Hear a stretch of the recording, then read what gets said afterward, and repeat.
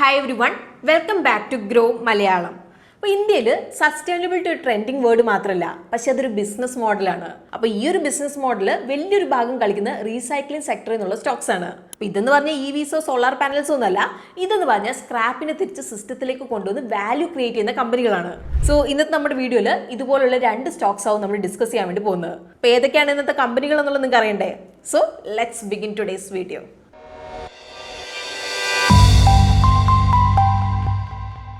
ഇന്നത്തെ നമ്മുടെ ആദ്യത്തെ കമ്പനി ഗ്രാവിറ്റ ഇന്ത്യയാണ്.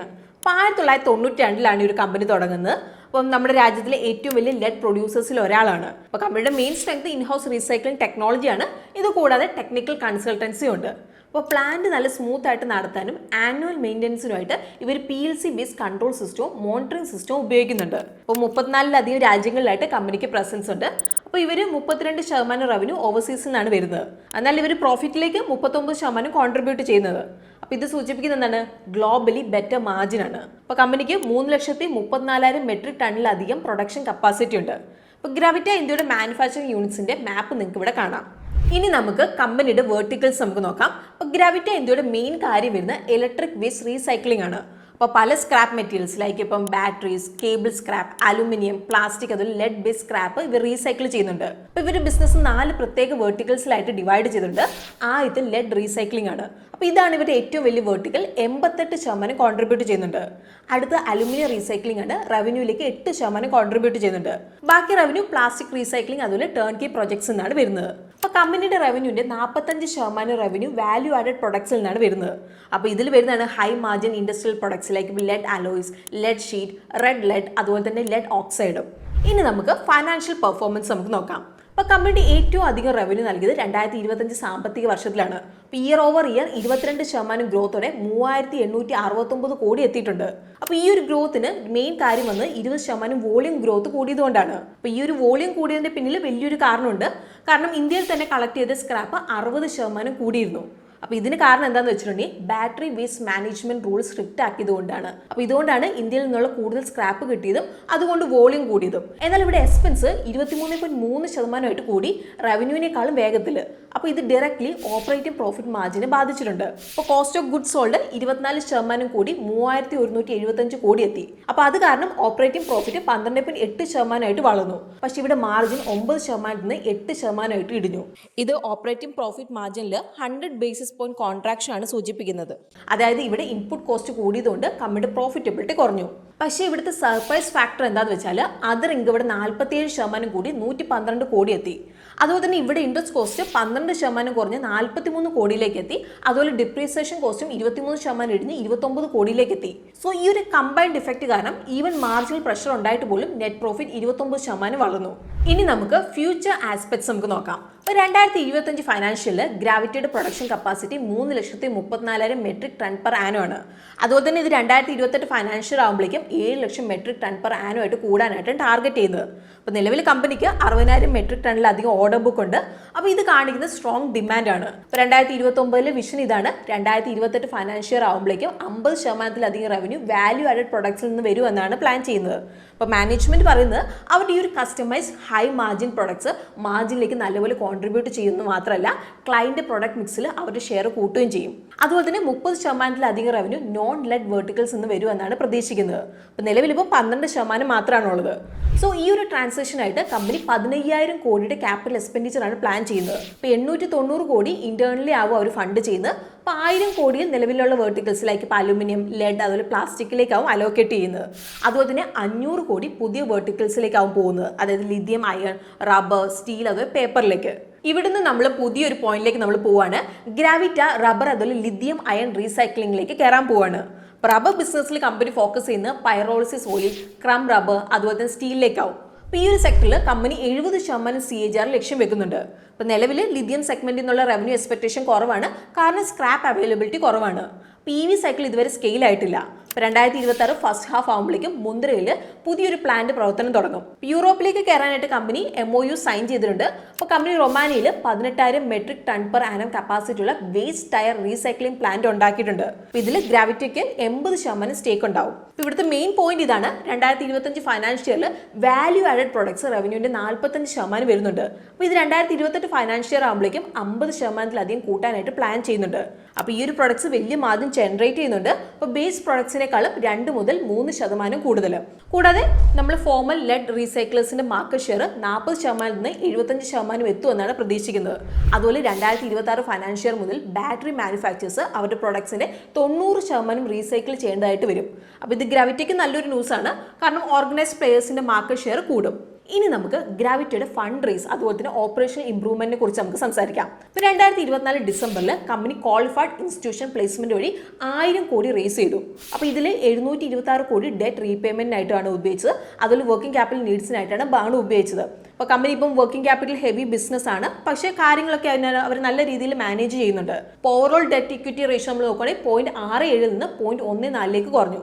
അപ്പോൾ ഇതിന്റെ ഒരു മെയിൻ കാര്യം ബോറോയിങ്സ് 47% കുറഞ്ഞതുകൊണ്ടാണ്. പ്രത്യേകിച്ച് ഷോർട്ട് ടേം ഡെറ്റ് 69% ഇടിഞ്ഞ് 92 കോടിയിലേക്ക് എത്തി. ഇതിലൂടെ കമ്പനിയുടെ ബാലൻസ് ഷീറ്റ് 1.5 ഇരട്ടിയായിട്ട് വരെ എക്സ്പാൻഡ് ചെയ്തിട്ടുണ്ട്. അതായത് കമ്പനിയുടെ ഓവറോൾ അസറ്റ് ബേസ് വളർന്നു. പ്രത്യേകിച്ച് ഇൻവെസ്റ്റ്മെന്റ്സ് 528 കോടി വരെ എത്തി. ഇപ്പോൾ ക്യാഷ് റിസർവ്സ് 4.7 ഇരട്ടിയായിട്ട് വളർന്നു. അപ്പം ഇവിടുത്തെ ഏറ്റവും പ്രധാനപ്പെട്ട ഒരു കാര്യം എന്താണെന്ന് വെച്ചിട്ടുണ്ടെങ്കിൽ കമ്പനി ഇതുവരെ ഉള്ളതിൽ ഏറ്റവും strongest net cash position report ചെയ്തിട്ടുണ്ട്. ഇപ്പോൾ ക്യാഷ് ഫ്രം ഓപ്പറേഷൻസ് 6.7 ഇരട്ടി കൂടി. അതുപോലെ cash flow from financing activities 5.2 ഇരട്ടിയായിട്ട് കൂടിയത് വഴി നെറ്റ് ക്യാഷ് 11.8 ഇരട്ടിയായിട്ട് കൂടി. ഓപ്പറേഷൻസ് നമ്മൾ നോക്കുകയാണെങ്കിൽ കാര്യങ്ങളൊക്കെ ഇമ്പ്രൂവ് ആയിട്ടുണ്ട്. ക്യാഷ് കൺവേർഷൻ സൈക്കിൾ 25 ദിവസമായിട്ട് കുറഞ്ഞു. അപ്പോൾ ഈ ഒരു ഇമ്പ്രൂവ്മെന്റ് ഒരു വലിയ കാര്യം ഡൊമസ്റ്റിക് സ്ക്രാപ്പ് പ്രൊക്യൂർമെന്റ് 60% കൂടിയതുകൊണ്ടാണ്. അപ്പോൾ ഇതിന് വഴിയൊരുക്കിയത് EPR അതുപോലെ തന്നെ എൻവയോൺമെന്റൽ കോമ്പൻസേഷൻ കംപ്ലൈന്റ് നോംസ് ആണ്. അപ്പോൾ ഈ ഒരു മാറ്റം വഴി വർക്കിംഗ് ക്യാപിറ്റൽ ഡേയ്സ് 2025 ഫൈനാൻഷ്യൽ ഇയറിൽ 85 ദിവസത്തിൽ നിന്ന് 2026 ഫൈനാൻഷ്യൽ ഇയറിൽ 77 ദിവസമായിട്ട് കുറഞ്ഞു. അപ്പോൾ ക്യാഷ് ഫ്ലോ ഫ്രം ഓപ്പറേഷൻസ് 280 കോടിയിൽ നിന്ന് 360 കോടിയിലേക്ക് കൂടുമെന്നാണ് പ്രതീക്ഷിക്കുന്നത്. പക്ഷേ നമ്മൾ മുന്നോട്ടേക്ക് നമുക്ക് വെല്ലുവിളികളുണ്ട്. കമ്പനി ഇപ്പം ലെഡ് റീസൈക്ലിംഗ് തന്നെയല്ല മറ്റ് ഏരിയയിൽ അവർ ശ്രദ്ധ തുടങ്ങിയിട്ടുണ്ട്. അപ്പോൾ അതുകൊണ്ട് തന്നെ വെല്ലുവിളികൾ അവർക്കുണ്ട്. ഇപ്പോൾ ടേൺ കീ പ്രൊജക്ട്സിൽ റിട്ടേൺ ഓൺ അസറ്റ്സ് ഒരുപാട് ഇടിഞ്ഞിട്ടുണ്ട്. 78% നിന്ന് 16%. അപ്പോൾ ഈ ഒരു ബിസിനസ് വോളിയം ഡിപ്പെൻഡൻ്റ് ആണ്, അതുപോലെ സൈക്ലിക്കലുമാണ്. അപ്പോൾ അതുകൊണ്ട് തന്നെ ഈ ഒരു വെർട്ടിക്കൽ നമ്മൾ ശ്രദ്ധയോടെ മോണിറ്റർ ചെയ്യേണ്ട ആവശ്യമുണ്ട്. ഇതിനൊപ്പം റെഗുലേറ്ററി ഡിലേസും കമ്പനിയുടെ ഗ്രോത്ത് പ്ലാനെ ബാധിക്കാൻ വേണ്ടി സാധ്യതയുണ്ട്. ലോജിസ്റ്റിക്സിലുള്ള ഷോർട്ട് ടേം വോളറ്റിലിറ്റിയും മാർജിനിൽ പ്രഷർ ഉണ്ടാക്കാം. ഇനി ഇന്നത്തെ നമ്മുടെ second company Antony waste handling cell limited ആണ്. അപ്പോൾ ഈ ഒരു കമ്പനി ചെയ്യുന്ന waste collection transportation, waste to energy projects, അതുപോലെ വേസ്റ്റ് മാനേജ്മെന്റ് പ്ലാൻസ് ഡിസൈൻ ചെയ്യുക, ഓപ്പറേറ്റ് ചെയ്യുക, മെയിൻറ്റെയിൻ ചെയ്യുന്നതൊക്കെയാണ്. അപ്പോൾ കമ്പനി ഇന്ത്യയിലെ ടോപ്പ് 5 മുനിസിപ്പൽ വേസ്റ്റ് മാനേജ്മെന്റ് കമ്പനീസിൽ ഒന്നാണ്. അതുമാത്രമല്ല 20 വർഷത്തിൽ കൂടുതൽ ട്രാക്ക് റെക്കോർഡും ഉണ്ട്. ഇപ്പോൾ ബിസിനസ് ടു ഗവൺമെന്റ് മോഡൽ പ്രവർത്തിക്കുന്നുണ്ട്. അപ്പോൾ ഇവിടെ contracts long term, large scale, അതുപോലെ തന്നെ ക്യാപിറ്റൽ ഇൻറ്റൻസീവ് ആണ്. പ്രത്യേകിച്ച് കളക്ഷൻ ട്രാൻസ്പോർട്ടേഷൻ സെഗ്മെന്റിൽ നല്ല കോമ്പറ്റീഷൻ ഉണ്ട്. അപ്പോൾ അതുകൊണ്ടാണ് കമ്പനി വലിയ സൈസും നല്ല ഫൈനാൻഷ്യൽ ബാക്ക്ഗ്രൗണ്ടും ഉള്ള മുനിസിപ്പാലിറ്റീസിനെ ഇവിടെ ഫോക്കസ് ചെയ്യുന്നത്. ഇനി നമുക്ക് കമ്പനിയുടെ വെർട്ടിക്കൽസ് ഏതൊക്കെയാണെന്നുള്ളത് നമുക്ക് നോക്കാം. അപ്പോൾ municipal solid waste collection transportation 61% revenue contribution ഈ ഒരു റവന്യൂ സെഗ്മെന്റിൽ നിന്നാണ് വരുന്നത്. അപ്പോൾ ഇതിൽ വരുന്നതാണ് door to door waste collection. Collect ചെയ്ത വേസ്റ്റ് നല്ല രീതിയിൽ തന്നെ ട്രാൻസ്ഫർ സ്റ്റേഷൻ അല്ലെങ്കിൽ ലാൻഡ് ഫിൽസിലേക്ക് എത്തിക്കുന്നത്. അപ്പോൾ ആവറേജ് 7.7 വർഷം ടെന്യൂറോടെ നിലവിൽ 17 കോൺട്രാക്ട്സ് ഉണ്ട്. ഇനി അടുത്ത് മുനിസിപ്പൽ സോളിഡ് വേസ്റ്റ് പ്രോസസ്സിംഗ് ആണ്. ഇപ്പോൾ റവന്യൂയിലേക്ക് 27% കോൺട്രിബ്യൂട്ട് ചെയ്യുന്നുണ്ട്. അപ്പോൾ ഇതിൽ വരുന്നതാണ് വേസ്റ്റ് സെഗ്രിഗേറ്റ് ചെയ്തെടുത്ത് പ്രോസസ്സ് ചെയ്യുന്നതാണ്. അപ്പോൾ 2025 ഫൈനാൻഷ്യൽ ഇയർ ഒരു വർഷം കൊണ്ട് ഷെയർ 23% നിന്ന് 27% കൂടി. ഇനി അടുത്ത കോൺട്രാക്ട്സ് ആൻഡ് അതർ സർവീസസ് ആണ്. റവന്യൂയിലേക്ക് 12% കോൺട്രിബ്യൂട്ട് ചെയ്യുന്നുണ്ട്. കമ്പനിയുടെ കാഞ്ചൂർമാർഗ് ഫെസിലിറ്റി 7500 ടൺസ് പെർ ഡേ കപ്പാസിറ്റിയുടെ ഏഷ്യയിലെ ലാർജസ്റ്റ് വേസ്റ്റ് പ്രോസസ്സിംഗ് പ്ലാന്റിൽ ഒന്നാണ്. അതുപോലെ 26 വർഷത്തെ ടെന്യൂർ ആണുള്ളത്, 2010 മുതൽ 2036 വരെ. അപ്പോൾ ഈ ഒരു പ്ലാന്റ് ആണ് മുംബൈയിലെ മുനിസിപ്പൽ വേസ്റ്റ് 90% കൈകാര്യം ചെയ്യുന്നത്. ഡെയിലി 6000 ടൺസ് പ്രോസസ്സ് ചെയ്യുന്നുണ്ട്. ഇനി നമുക്ക് ഫൈനാൻഷ്യൽ പെർഫോമൻസ് നമുക്ക് നോക്കാം. 2025 financial company total operating revenue 10% വളർന്ന് 841 കോടിയിലേക്ക് എത്തി. അപ്പോൾ ഇത് മെയിനായിട്ട് MSW പ്രോസസ്സിംഗ് സെഗ്മെന്റ് വഴിയാണ്. അപ്പോൾ ഈ ഒരു സെഗ്മെന്റ് ശക്തമായിട്ട് 25% ഗ്രോത്ത് നൽകിക്കൊണ്ട് 260 കോടി ജനറേറ്റ് ചെയ്യുന്നുണ്ട്. അപ്പോൾ MSW C&T സെഗ്മെന്റിൽ ഒരു 5% ഗ്രോത്ത്, അതൊരു കോൺട്രാക്ട് ആൻഡ് അതർ സെഗ്മെന്റിലെ റവന്യൂ 9% ഇടിഞ്ഞ് ഒഴിച്ച് നമ്മൾ നോക്കുകയാണെങ്കിൽ ടോട്ടൽ എക്സ്പെൻസ് ഒരു മിക്സഡ് ട്രെൻഡാണ് കാണിച്ചിട്ടുള്ളത്. അതേസമയത്ത് എംപ്ലോയി കോസ്റ്റ് അതുപോലെ അതർ എക്സ്പെൻസ് രണ്ടും 9% കൂടി. അപ്പോൾ പ്രൊജക്ട് എക്സ്പെൻസ് 35% കുറഞ്ഞു. അപ്പോൾ ഇതൊരു പോസിറ്റീവ് ഡെവലപ്മെന്റ് ആയിരുന്നു. ഇത് കാരണം എന്താണ്, എബിറ്റ 9% കൂടി 220.2 കോടി എത്തി. പക്ഷേ ഡിപ്രീസിയേഷൻ അതിൽ ഫൈനാൻസ് കോസ്റ്റ് 2 കോടി. അപ്പോൾ ഇങ്ങനെ കോസ്റ്റ് കൂടിയത് ബോട്ടം ലൈനിൽ നല്ലപോലെ ബാധിച്ചിട്ടുണ്ട്. കാരണം കഴിഞ്ഞ 3 വർഷത്തിൽ ഫിക്സഡ് അസറ്റ് 3.1 ഇരട്ടിയായിട്ട് കൂടി, അതുപോലെ ബോറോയിങ്സ് 2.9 ഇരട്ടി. ഇപ്പോൾ നെറ്റ് പ്രോഫിറ്റ് ജസ്റ്റ് 1% കൂടി 100 കോടിയിലേക്ക് എത്തി. ഇനി നമുക്ക് ഗ്രോത്ത് ഔട്ട്ലുക്ക് നമുക്ക് നോക്കാം.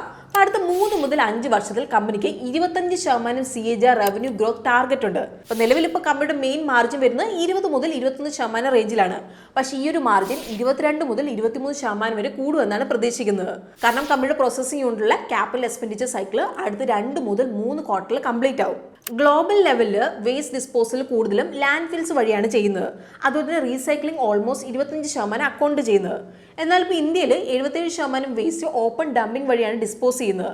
അത് വലിയൊരു കൺസേൺ തന്നെയാണ്. അപ്പോൾ ഇത് ഹൈലൈറ്റ് ചെയ്യുന്നത് ഇന്ത്യയിൽ റീസൈക്ലിംഗ്, കമ്പോസ്റ്റിംഗ് അതുപോലെ വേസ്റ്റ് ടു എനർജി സൊല്യൂഷനിലേക്ക് മാറേണ്ട ആവശ്യമുണ്ടെന്നുള്ളതാണ് ഇത് കാണിക്കുന്നത്. അപ്പോൾ ഇന്ത്യയിൽ municipal solid waste market 2026 financial ആകുമ്പോഴേക്കും ഏകദേശം 10 കോടി ടൺസ് പെർ ആനം എത്തുമെന്നാണ് പ്രതീക്ഷിക്കുന്നത്. അപ്പോൾ കഴിഞ്ഞ 5 വർഷത്തിൽ 12%-ലധികം CAGR-ഓടെയാണ്. അപ്പോൾ കമ്പനിക്ക് ഇപ്പോഴും ഒരു ഹെൽത്തി ഓർഡർ ബുക്ക് തന്നെയാണ് ഉള്ളത്, 8300 കോടിയുടെ. ഇപ്പോൾ 2040 വരെ 58% കോൺട്രാക്ട്സ് എന്താണ് സെക്യൂർഡ് ആണ്. അപ്പോൾ ബാക്കിയുള്ളത് 12 വർഷത്തിൽ എക്സിക്യൂട്ട് ചെയ്യും. അപ്പോൾ ഈ ഒരു ഓർഡർ ബുക്ക് എന്ന് പറയുന്നത് നിലവിലെ റവന്യൂവിൻ്റെ 9 ഇരട്ടിയാണ്. കൂടാതെ ഇവിടെ ഹോളി ഓൺ സബ്സിഡറിയായ AG enviro cost efficiency, better synergy അതുപോലെ സ്ട്രോങ്ങർ ഫൈനാൻഷ്യൽ സ്റ്റെബിലിറ്റിക്കായിട്ട് ലിസ്റ്റഡ് പാരന്റിനൊപ്പം മെർജ് ചെയ്യാനായിട്ട് പ്ലാൻ ചെയ്യുന്നുണ്ട്. ഇനി നമുക്ക് മെയിൻ മെട്രിക്സ് നമുക്ക് നോക്കാം. 2025 ഫൈനാൻഷ്യലിൽ company 4.93 million metric tons waste manage ചെയ്യുന്നുണ്ട്. 49.3 lakh metric ton solid waste process ചെയ്യുന്നുണ്ട്. അപ്പോൾ ഇത് കമ്പനിയുടെ വലിയ സ്കെയിലും കപ്പാസിറ്റിയാണ് കാണിക്കുന്നത്. 6% ഇയർ ഓൺ ഇയർ ഗ്രോത്തോടെ.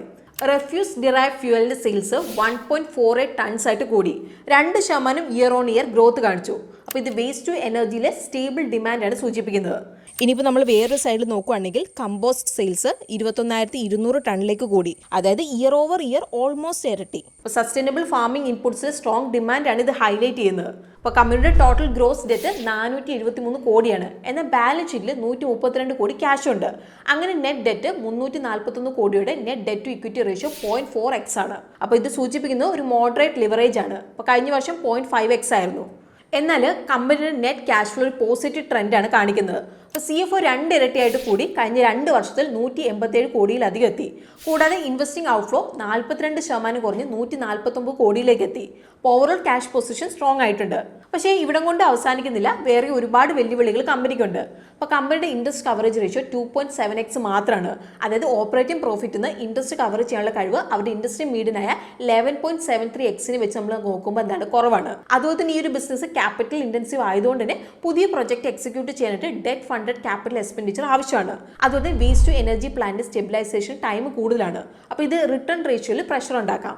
ഇനിയിപ്പോൾ വർക്കിംഗ് ക്യാപിറ്റൽ എഫിഷ്യൻസിനെ കുറിച്ച് നമ്മൾ സംസാരിക്കുമ്പോൾ ബിസിനസ് സീറോ ഇൻവെന്ററി മോഡലാണ് പ്രവർത്തിക്കുന്നത്. അപ്പോൾ അതുകൊണ്ട് തന്നെ ശ്രദ്ധ ഡേ സെയിൽസ് ഔട്ട്സ്റ്റാൻഡിങ്ങിലാണ്. ഇപ്പം നിലവിൽ ഡേ സെയിൽസ് ഔട്ട്സ്റ്റാൻഡിങ് 101 ദിവസമാണ്. അപ്പോൾ ഇതിൻ്റെ അർത്ഥം എന്താണ്, കമ്പനിക്ക് ഇപ്പോൾ പേയ്മെന്റ് ലഭിക്കാനായിട്ട് ആവറേജ് 3 മാസത്തിലധികം എടുക്കുന്നുണ്ടെന്നാണ്.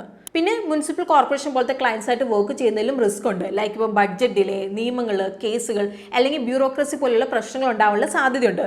കൂടാതെ ഇപ്പോഴും തുടർന്നുകൊണ്ടിരിക്കുന്ന ഒരു കേസുണ്ട്. അപ്പോൾ ഇത് മുംബൈയിലെ വേസ്റ്റ് പ്രോസസ്സിങ്ങിൻ്റെ അൺസർട്ടനിറ്റിയാണ് കാണിക്കുന്നത്. പക്ഷേ ആർബിട്രേഷൻ റിക്കവറീസ് സ്ലോ ആണ്. അപ്പോൾ ചില കേസിലൊക്കെ 14 വർഷമായിട്ട് പെൻഡിങ് ആണ്.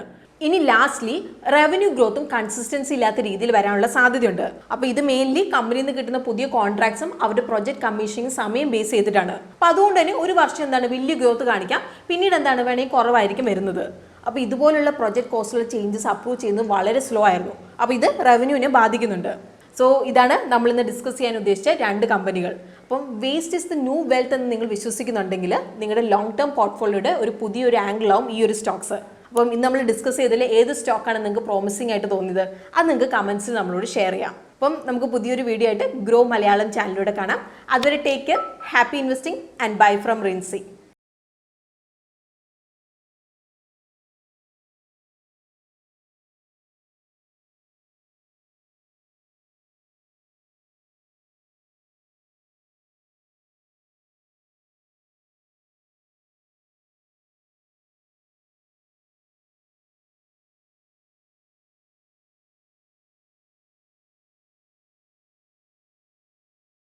Investment in securities market are subject to market risks. Read all the related documents carefully before investing. Please read the risk disclosure documents carefully before investing in equity shares, derivatives, mutual fund, and or other instruments traded on the stock exchanges.